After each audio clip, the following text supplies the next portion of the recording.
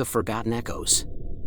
I always believed the attic was just a dusty repository for forgotten memories, but that belief shattered the day I found the Ouija board.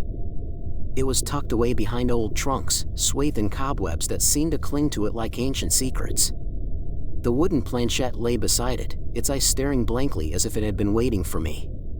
The house had been in my family for generations, and I'd returned to settle affairs after my grandmother's passing. She had always warned me to steer clear of the attic, but her warnings only fueled my curiosity. Now, with the house silent except for the creaking bones of its age, I felt a pull towards the board that I couldn't resist.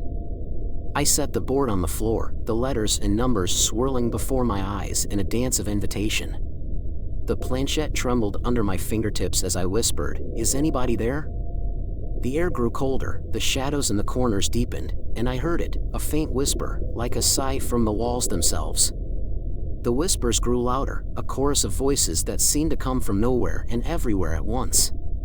They spoke in languages I didn't understand, a cacophony of desperation and longing.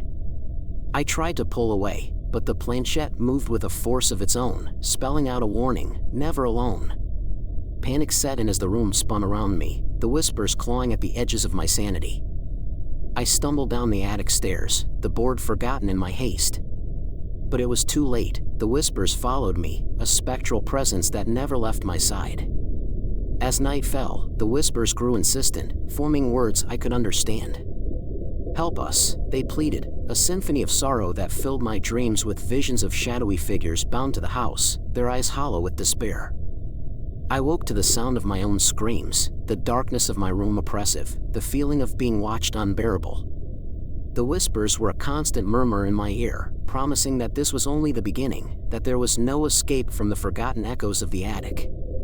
The whispers clung to me like a shroud, their spectral fingers brushing against my skin.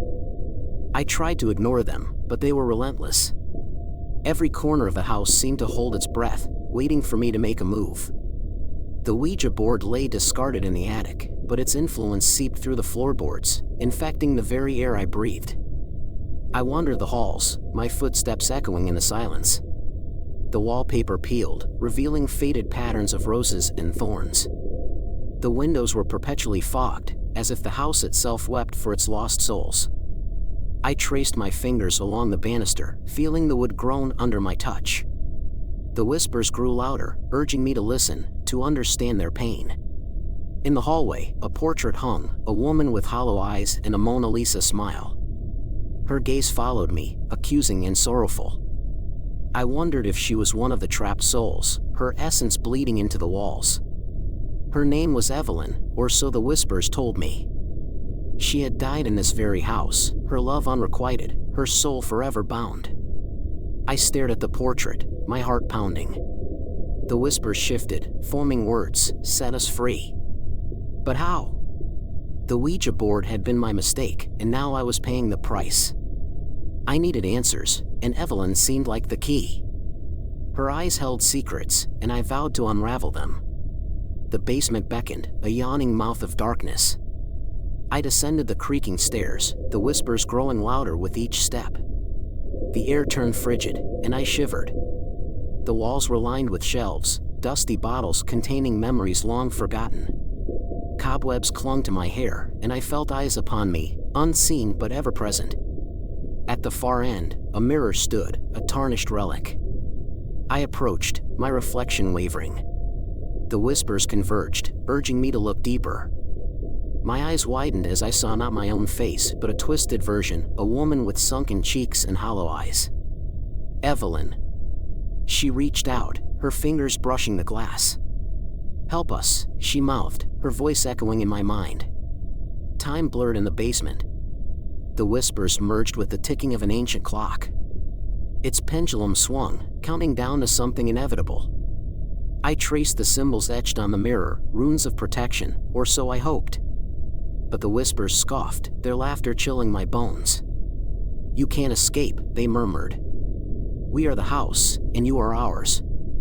I stumbled back, my breath ragged. The clock chimed midnight, and the basement trembled. Shadows danced, elongating into grotesque shapes. I knew then that I was trapped, a pawn in a game older than time. The Ouija board had opened a door, and now the house hungered for my soul. The whispers grew louder, their syllables weaving into my thoughts. I returned to the attic, the air thick with anticipation. The Ouija board lay where I'd left it, its letters glowing faintly.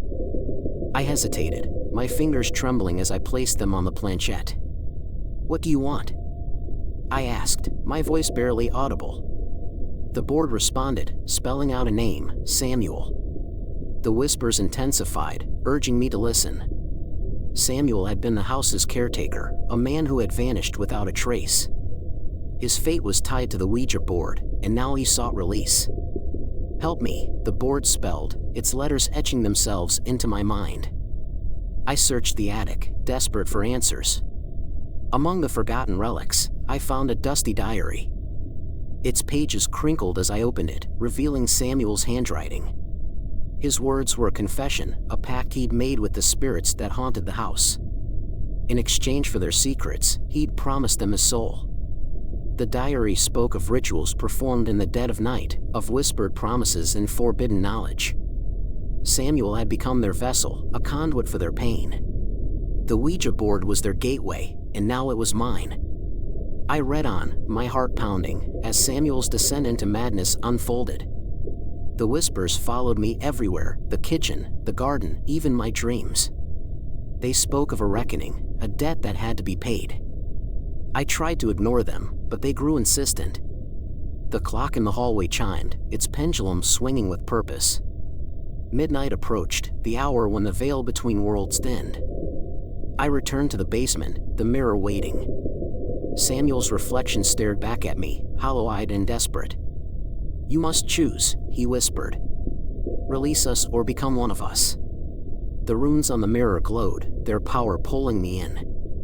I had glimpsed the other side, the torment of the trapped souls. But could I sacrifice my own soul to set them free?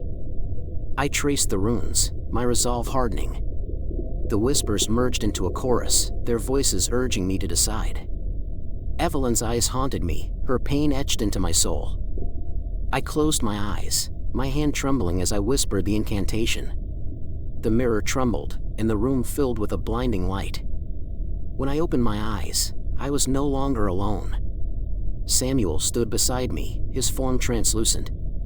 "Thank you," he said, his voice a mere echo. The whispers faded, replaced by a profound silence. The house exhaled, its breath releasing me from its grip. But as I stepped away, I felt a presence, the Ouija board, its letters rearranging themselves. "Never alone," it spelled. The pact was sealed, and I knew I would forever carry the whispers, the forgotten echoes of the attic. And so, dear listener, heed my warning, beware the Ouija board, for it holds secrets that can never be unspoken. The house waits, hungry for souls, and the whispers linger, waiting for the next fool who dares to listen. Story 2. The White Haunting. I had always believed our house harbored no secrets, no whispers in the dark, no eyes peering through the veil of night. That was until my husband, Ethan, began to dream of her, the woman in white. His screams would pierce the silence of our bedroom, a chilling reminder that something was terribly wrong. Each night, the dreams grew more vivid, his descriptions more harrowing. He spoke of her cold touch, her mournful wails, and her eyes, empty as the void. The nightmares seemed to follow a sinister pattern, each one ending with the woman in white beckoning him to follow her into the darkness. Ethan's days were consumed by fatigue, his nights by fear. I watched helplessly as the man I loved was slowly unraveling before my eyes. The doctors had no answers, their pills and platitudes useless against the specter that haunted him. Then came the night that changed everything. I awoke to an eerie silence, the kind that screams in its quietness. Ethan's side of the bed was empty, the sheets twisted and stained with blood, a stark contrast to the pale moonlight that washed over them. Panic gripped my heart as I called out his name, only to be met with the echoes of my own voice. I searched the house frantically, each room as desolate as the last. It wasn't until I reached the attic that I found him, or what was left of him. Ethan was slumped against the old chest we never bothered to open, his eyes wide with an expression of pure terror. The air was thick with the scent of iron, and the walls were painted with crimson whispers. In the midst of the chaos, a single piece of parchment lay at my feet. The writing was erratic, a message scrawled in desperation. She's here, and she's hungry. My blood ran cold as I heard it, the soft, haunting melody of a lullaby, sung by a voice as delicate as it was deadly. The woman in white was no longer just a figment of Ethan's nightmares. She was real, and she had crossed over into our world. As I stood there, frozen in horror, I knew that this was only the beginning. The White Lady had marked me as her next prey, and the hunt had just begun. The days blurred into weeks, and the weeks into months. The White Lady's presence lingered, a shadow that clung to the corners of my vision. I became obsessed with unraveling her secrets, desperate to understand why she had chosen Ethan, why she had marked him as her prey. I delved into forgotten archives, seeking any mention of a woman in white who had haunted this land before. The townspeople whispered of a tragedy, a bride left waiting at the altar, her heart shattered by betrayal. They spoke of a curse, a pact made in blood, and a promise of vengeance that transcended death itself. The old priest, Father Matthias, was my last hope. His eyes held ancient knowledge, and his voice trembled as he recounted the legend. She was Isabella, he said, a bride forsaken by her lover. In her grief, she made a pact with the darkness, a pact that bound her to this world, forever seeking retribution. But why Ethan? I asked, my voice barely audible. Why haunt my husband's dreams? Father Matthias crossed himself, his fingers brushing the silver crucifix around his neck. The White Lady feeds on fear, he said. She thrives on the terror of those she haunts. Your husband's nightmares are her sustenance, and now she craves more. I returned home, my mind racing. The attic had become my sanctuary, its walls adorned with protective symbols, salt lines, iron nails, and prayers etched in Latin. But the nightmares persisted, growing darker, more insistent. Ethan's once vibrant eyes were now hollow, haunted by the specter that tormented him. One night, as the moon hung low in the sky, I heard her, the soft rustle of silk, the whisper of her breath. The White Lady stood at the foot of our bed, her gown billowing like mist. Her eyes were bottomless pits, and her lips curved into a cruel smile. He is mine, she hissed, her voice echoing through the room. I lunged at her, my fingers passing through her ethereal form. No! I screamed. You won't take him. But she was gone, leaving only a trail of frost in her wake. I turned to Ethan, his face ashen. We have to break the curse, I said. We have to find her grave, release her spirit. Together, we followed the clues, the twisted tales, the cryptic symbols, the moonlit paths that led us deeper into the forest. And there, beneath the gnarled oak, we found it, the unmarked grave of Isabella. The earth yielded to our desperate hands, revealing bones as fragile as frost. As we burned the remains, the White Lady appeared one last time. Her eyes held a terrible hunger, and her voice echoed with centuries of pain. You cannot save him, she said. He is mine.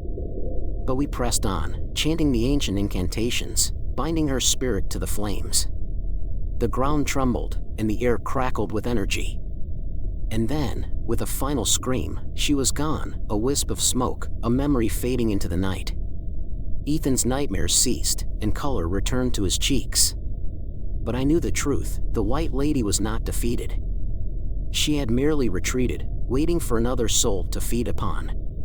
And as I lay beside my husband, listening to his steady breaths, I wondered how long we could keep her at bay. The end. Subscribe for more. Thank you.